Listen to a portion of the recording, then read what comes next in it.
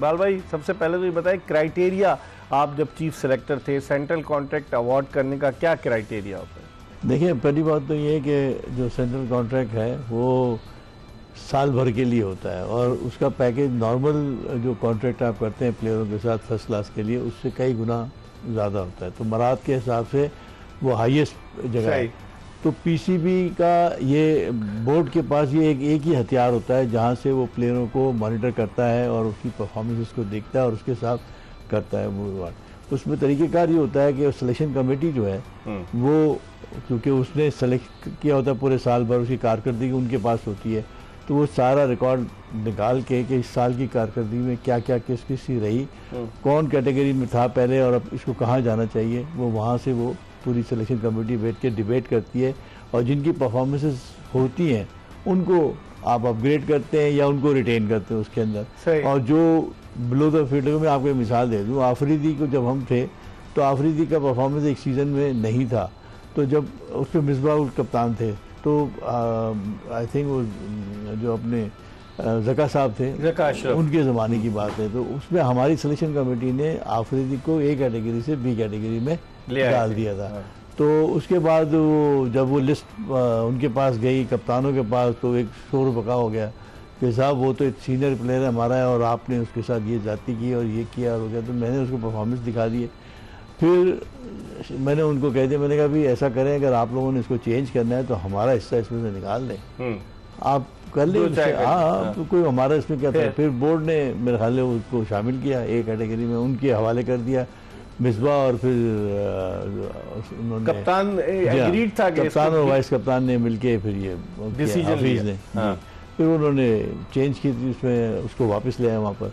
तो ये यहाँ तो कप्तान से कंसल्ट ही नहीं किया गया ना एक बात। ये मैं कह रहा हूँ ना कि ये यहाँ पर ये मसला ये कि ये जो डिसीजन था ये भी सिलेक्शन कमेटी का ही डिसीजन होगा। आई एम श्योर इसमें कोच का इसमें अमल दखल मुझे नज़र आ रहा है कि वो है आकिब जावेद का। जी, आकिब जावेद का। मैं सिर्फ ये कहना चाहता हूँ कि देखिए, ये जो कप्तान होते हैं, जैसे शान मसूद है, आपकी टेस्ट टीम का कप्तान है, आप उसको डी कैटेगरी जाती है ये। अब उसका क्या इम्पैक्ट टीम पे पड़ेगा, वो क्या टीम में काम लेगा, वो उसकी अपनी हैसियत कोई बोर्ड की नज़र में कोई हैसियत उसको तो हटाने जा रहे हैं लोग। वो जो भी करे मैं नहीं कहता हूँ, लेकिन जब आप अनाउंस कर रहे हैं उसमें तो कप्तान है ना। आप मैसेज इंटरनेशनल लेवल पे क्या दे रहे हैं अपने, हमारा कप्तान डी कैटेगरी के। इनफैक्ट क्या होता है कि ये मैसेज जा रहा है कि यार पीसीबी नाहल है, वो डी वाले को भी कप्तान बना के रखा हुआ उन्होंने, ठीक है ना। तो ये जो चीज़ें हैं ये ज़रा देखने की ज़रूरत थी। और ख़ास तौर पे जो लड़के नए आए, चले तो अच्छी बात है, प्रमोट हुए, अच्छा है। सी कैटेगरी में इन्होंने स्टार्ट लिया है, अब बी में आएंगे। और फिर बोर्ड को चाहिए था ए कैटेगरी का कॉलम ज़रूर रखते और उसमें लिखते कि प्रमोट होगा कि कोई भी आदमी अभी इस वक्त एलिजिबल नहीं है। इसका क्राइटेरिया बहुत हाई है।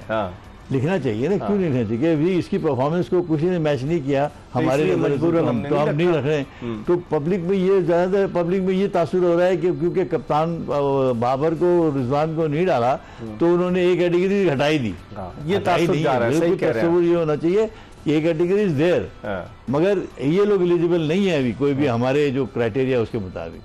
तो शाहीन शाह अफरीदी को भी तो ए से बी में ले आया ना एक बार, जो डिमोट किया है ना। लेकिन देखिए, अगर बेस्ड ऑन परफॉर्मेंस है तो फिर सबके परफॉर्मेंस को उसी तरीके से इवेल्युएट करना चाहिए। सही। अब शादाब कबीर का कहाँ से काम आ गया, हसन साहब का कहाँ से काम आ गया, तो ऐसी जो चीजें हैं जो ग्लेरिंग है, सबको एक ही लकड़ी से हाँक दिया है, फिर गलत है। या तो फिर अक्रॉस द टेबल एक ही होना चाहिए कि क्राइटेरिया के जो परफॉर्मेंस है, इसके अलावा और कोई काम नहीं है। अगर आप किसी को एडवांटेज दे रहे हैं कि नहीं साहब वो तो सीनियर प्लेयर है, भाई वो सीनियर प्लेयर है तो दूसरे भी सीनियर प्लेयर हैं, उनको भी वही एडवांटेज मिलना चाहिए। तो मेरे हिसाब से अगर उन्होंने बेस पर परफॉर्मेंस किया है, बाबर को और रिजवान को बाहर किया है कैटेगरी ए से, तो चले वो सबके लिए बराबर होना चाहिए। फिर हसन कहीं से नहीं बनता है। लेकिन खास बात इकबाल भाई, आपका वाइस कैप्टन सऊद शकील जिसने रन्स किए टेस्ट मैचेस में, उसको आपने सी कैटेगरी में डाल दिया, हसन अली बी कैटेगरी में। वही तो मैं कह रहा हूँ कि लेवल नहीं है ना।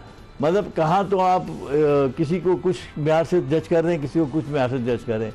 तो एक जजमेंट होनी चाहिए कि भाई अगर जिसने परफॉर्मेंस किया है, वो चाहे सीनियर है, जूनियर है, हमारे कैटेगरी के हिसाब से वो डिजर्व करता है कि उसको हम रिटेन करें और या प्रमोट करें।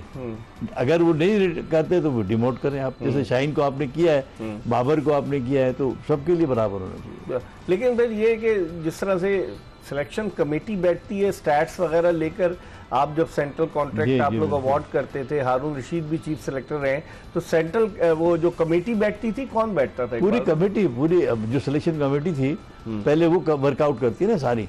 हम अपना वर्कआउट करके हमने अपनी लिस्ट बना के सामने रख दी फिर चेयरमैन साहब को। तो चेयरमैन ने ऊपर से दोनों कप्तानों को भी बुला लिया। हालांकि ये होना नहीं चाहिए सिलेक्शन कमेटी का, क्योंकि जब कप्तान को बुलाएंगे तो वो तो उनके एंगल्स है ना, वो चाहते हैं अपने अच्छे प्लेयर को प्रोटेक्ट करें, ये करें, ये नहीं कि वो ज़्यादा कोई भी होगा वो यही करेगा। तो हम जो है वो हमारा नज़रिया ये नहीं होता। हमारा नज़रिया ये होता है कि पाकिस्तान क्रिकेट बोर्ड के हम जवाब दें और पूरी पब्लिक को जवाब दें, तो हम तरीके से उस तरह से करें।